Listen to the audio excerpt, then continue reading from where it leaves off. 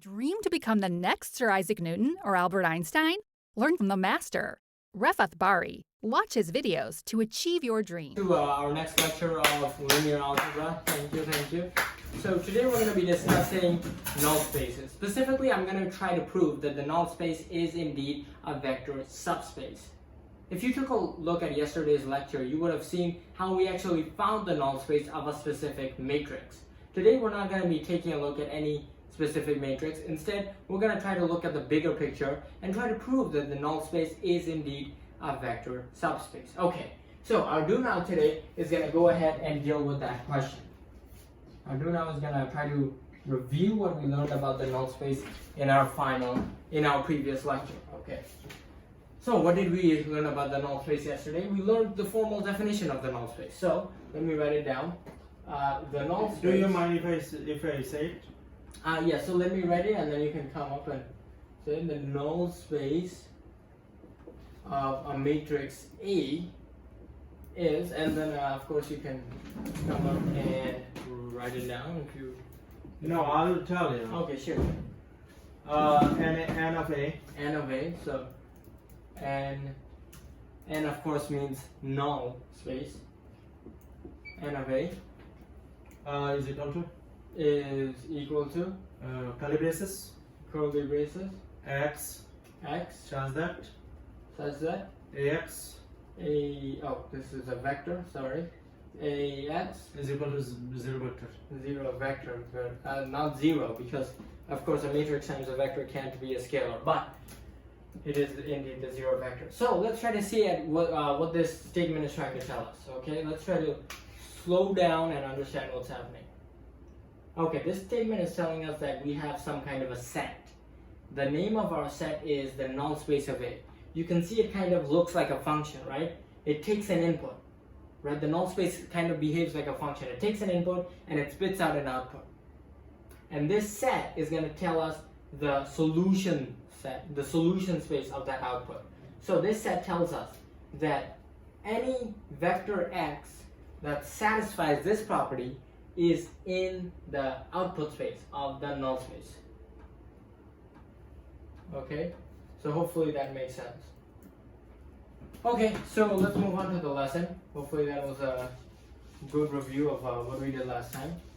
Last time we went more in depth, of course, with the geometrical and algebraic intuition, but today we just did a quick review. So now I want to try to go ahead and prove that the null space is an actual vector space. That's going to be part of our lesson. So let's go ahead and do that. Okay.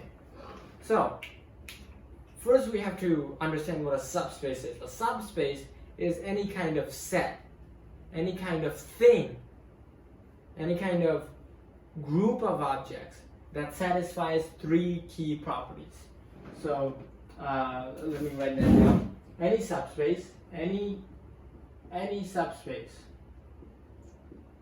subspace. Hopefully the live viewers see what I'm writing. Yes, they do. Any subspace satisfies 3 key properties. 3 key properties. Okay.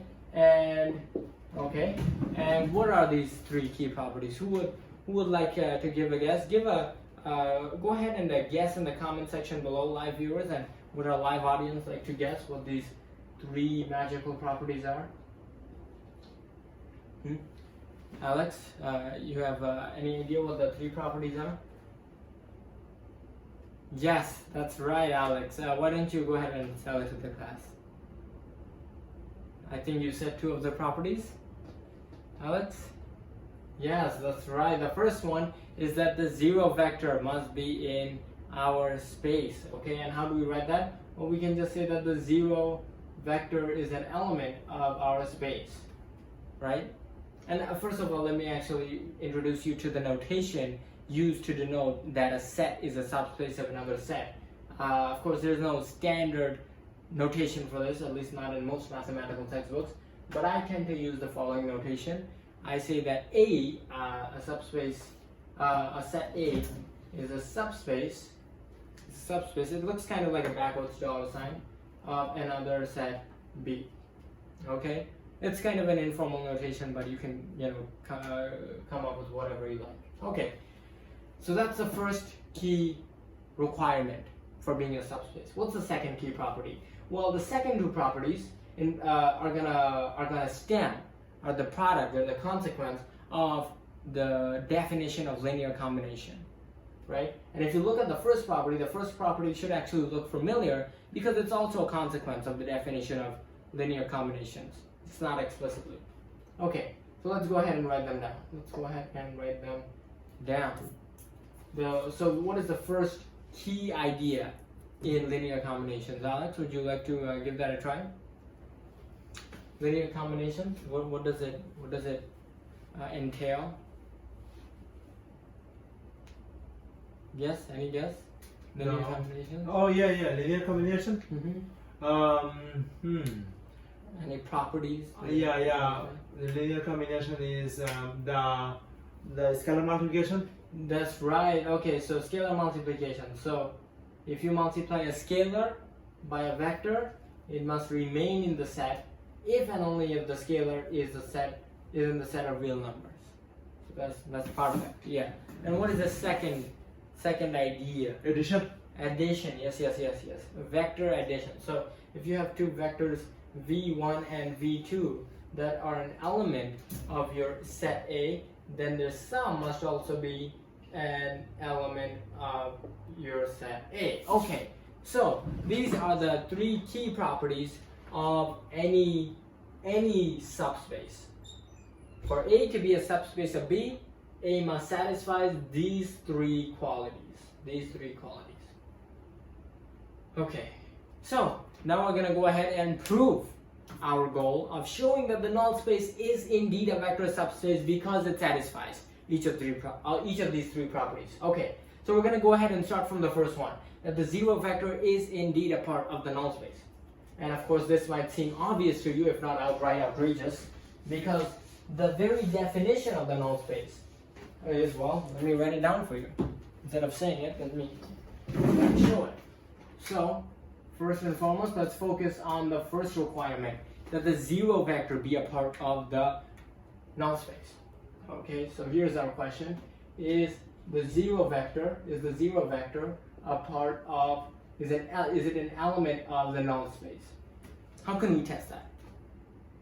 Well, first we begin with the very definition of the null space, which is, as we stated in our do now, the null space is going to be the set of all vectors x such that what? Such that if I multiply my vector by my matrix of interest, I'm going to get the zero vector. Now from that very definition, you can see that it does indeed satisfy the first requirement, but I want to go a little bit further. Particularly, I want to show that if I have any matrix A, be it square, be it rectangular, be it m by n for all I care, and I multiply it by the zero vector, I multiply it by an x, such that x is the zero vector, I'm going to get the zero vector.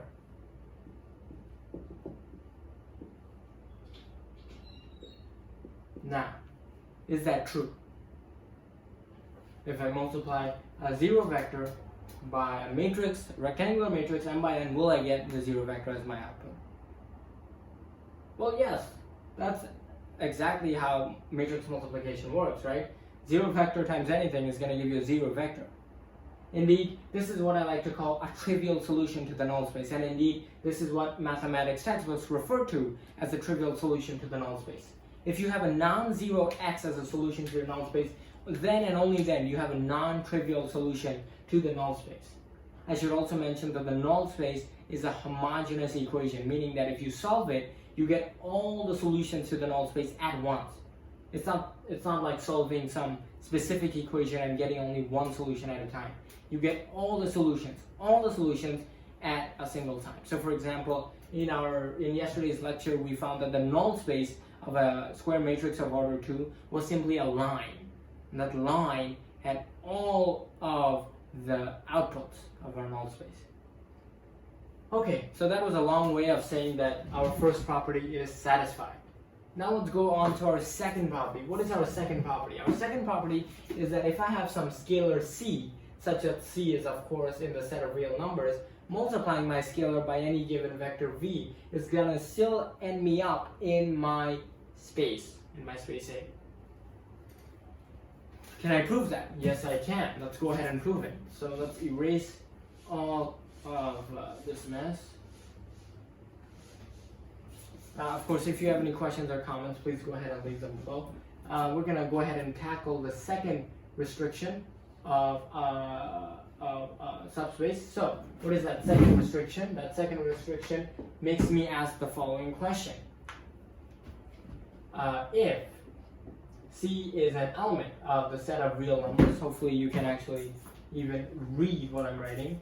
If C is an element of the set of real numbers, is C times a vector V an element of set A where vector V was already in the set of element A? Okay, so that's the question I'm trying to answer.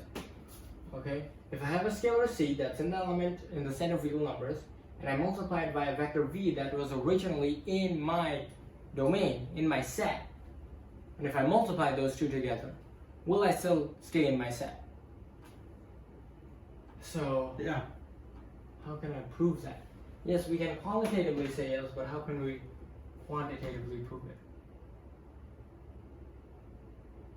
Well, we begin with the definition of the null space, right? So, let's once again begin with the definition of the null space, which tells us as follows: x such that ax ax is equal to 0. Right? That's the definition of the null space. Now, what can I do? What I'm trying to do is show that if I multiply x by some kind of scalar c, their product is still gonna be in the null space. And as a matter of fact, I should have written n of a. Sorry about that. So n of a. So let's write n of a here. So what are we gonna do? Are we stuck? Yes. Unless you go ahead and realize that I can simply do as such. Ax, or in my case Av, right? Av is equal to the 0 vector. How do I know that? Because I know that V is already in my null space. Then I'm gonna multiply V by my scalar of interest C on both sides. So let's go ahead and multiply both sides by my scalar of interest C. Then what's gonna happen? Then I'm gonna get C Av equals 0. Right? That's true. Now, does the commutative property work for matrices? Does our live audience have an answer? No. Does the commutative property work for matrices? Yeah. No. No. But we don't need the commutative property. We just need the associative property. And if we use the associative property to go ahead and switch A and C, look what do we get? Look what do we get? We get that A times CV is equal to the 0 vector. That's it. That shows that our second requirement is satisfied. That indeed, if you have a scalar and multiply that scalar by a vector already in the null space, their product will still be in the null space. Okay, and our final requirement is as follows. If you have two vectors already in the null space, right, their sum also has to be in the null space. So let's go ahead and prove our final requirement. So here we are. So requirement number 3, and thankfully the final requirement is as follows. If I have two vectors v1 and v2 already an element of the null space, will their sum be an element of the null space as well? Okay, so how do we answer that question? Well, if v1 and v2 are elements of the null space, what can we do? What can we do? We can write out the definitions, right? We can say that A, our matrix of interest A, times the vector v1 is going to equal the 0 vector.